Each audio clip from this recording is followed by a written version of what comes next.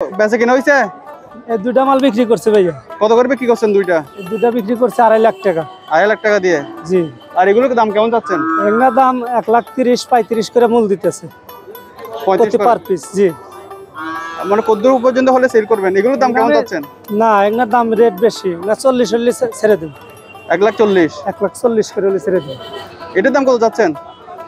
এটা একটা সিঙ্গেল দাম চালিবার 1,55,000 চাই।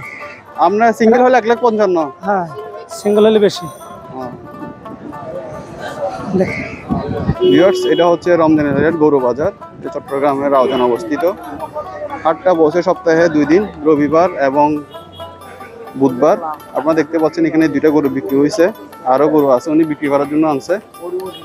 তো আপনারা যারা গরু কিনতে চান আশেপাশে আপনারা এখান থেকে এসে গরু সংগ্রহ করতে পারবেন। রমজান আলী হাট গরু বাজার।